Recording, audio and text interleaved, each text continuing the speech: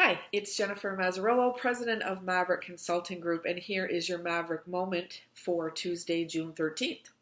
What I wanted to do today in the Maverick Moment was actually go through and dissect an amazing article I just read in this month's double issue of the Harvard Business Review. And the article is called What Great CEOs Do Differently. And what struck me in this article that I found really interesting was you could actually replace the term CEO, in my opinion, and trickle down the same thoughts to CFO, other C-suite roles, but also trickle that down even further and take it upon yourself as a hiring manager or someone who manages people or who is a leader in the organization. And take these four characteristics of what made these CEOs so successful and really internalize it and think about it and translate it into your everyday world and process.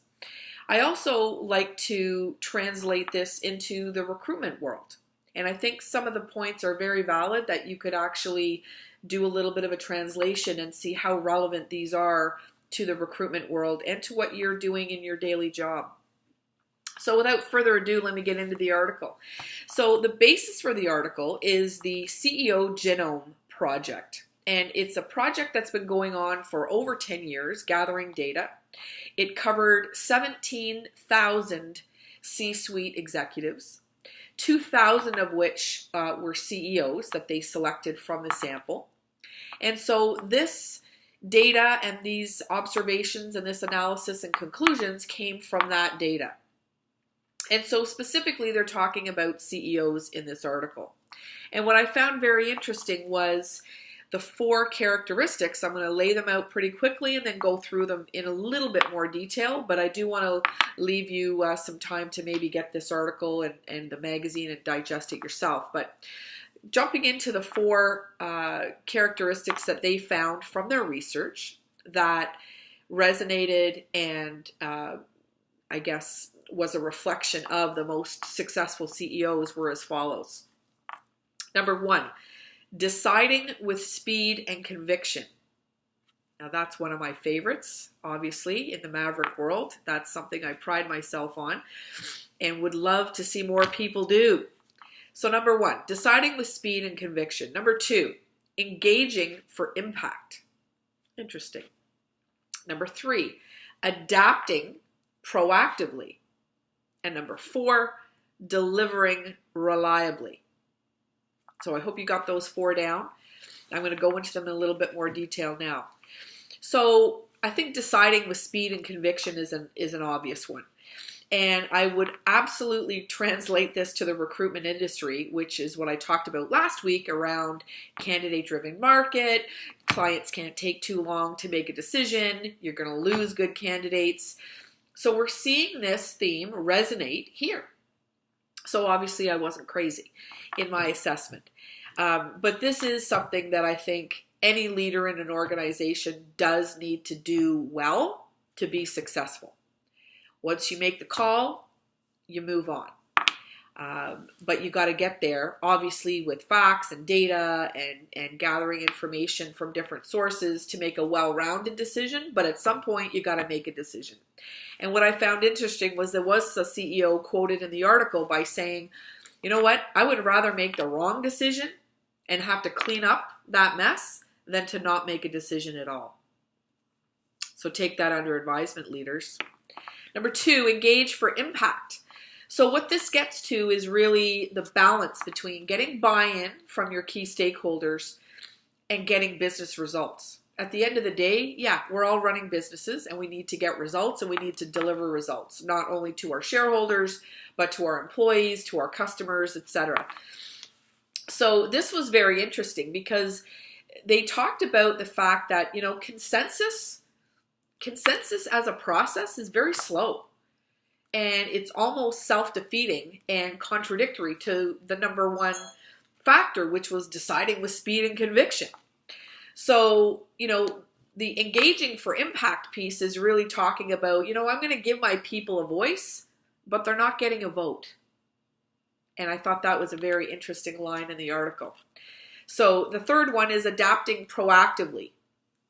Here we're talking about dealing with situations that are not in the playbook. Now, you could apply this, I think, to the CEO and any role in a leadership capacity underneath the CEO, including the CFO, which talks about, having to look long-term and having to adapt and course correct. You deal with situations and setbacks that aren't in the norm or haven't occurred before, and you need to just figure it out. Obviously, you're going to try to gather information. You're going to have as many facts as possible, but then you're going to go and back to number one. I call it the motherhood statement maybe, which is, deciding with speed and conviction. But you do need to be proactive and adapt. And you need to, over 50 to 60% of these successful CEOs spent most of their time focusing on the long term. So if I translate this to a hiring decision or a recruitment decision, I'm thinking about, don't just look at this candidate for the role today. Think about where this candidate could add value in your organization in another role. Maybe a role that hasn't even been established yet, but as a growing organization, or at least you should know, that you may need someone with these skills 2, 3, 4 years down the road. So I do want people to have succession planning in mind when they are looking at doing their hiring. And it's something that I think a lot of organizations don't do well. And I think they're really cutting themselves off and selling the organization short. So number 4, delivering reliably. This one was interesting because it talked about consistently following through on your commitments. And a huge percentage, in fact, I think it was 94% of successful CEOs felt that the reason why they were so successful was because they delivered reliable results. They weren't, doing major, incredible 150% growth year over year for the last 2 years in a business unit. They were delivering steady, reliable growth. People could count on them. And part of that was setting realistic expectations up front. They spent a lot of the beginning of their stepping into a new role.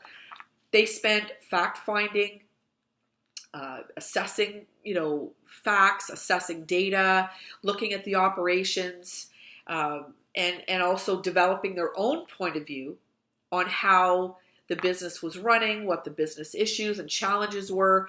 So there's a lot of upfront time that was spent gathering information and data, not just jumping in with both feet, acting like a cowboy, making change for the sake of change. Again, it's not this erratic, sporadic success. It's delivering on a consistent basis. And it's funny because at one point in my finance career, I was told, Jennifer, I don't understand you. You're inconsistent. There's moments where you deliver with excellence and brilliance and are off the charts. And there are other times when you're falling flat and, just meeting the expectation. So you have these flashes of brilliance and then, troughs of not necessarily delivering with excellence. So something I found interesting. I probably could have been more successful in my finance career potentially if I had tried to adopt number 4, delivering reliably. But of course, in my Maverick approach, that's you get what you get, I guess. And one of the things that people in the CEO chair found set them up for success was they were highly organized. They looked at business management systems. Is there a more efficient way to do this? Are there tools and technology that I can implement? And here's where, for recruiters or HR professionals or even hiring people, here is a huge nugget that you should take from the delivering reliably. Over 60% of the most successful CEOs said that the most important thing that they did was set up a strong team. Again, more than 60% of these CEOs said setting up a strong team is what set them up for success. And I want to have a quote here because this was incredible. I want to read this to you.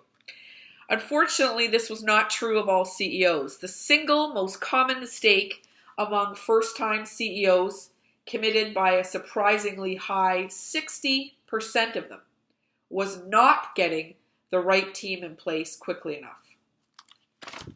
And I'm going to leave you with that little nugget of data. But remember, having a strong team, whether you're the CEO, the director, the manager of FP&A, the accounting manager, the controller, the HR director, think about it. Setting yourself up for success means having a strong team around you. And this data proves it. So, with that said, please do reach out to me, as I do have the best candidates and the best clients that I work with. So please do reach out if you need some help on the hiring front, or just consulting and listening to you and listening to your challenges and helping you sort of set yourself up for success for the future. Have a great day.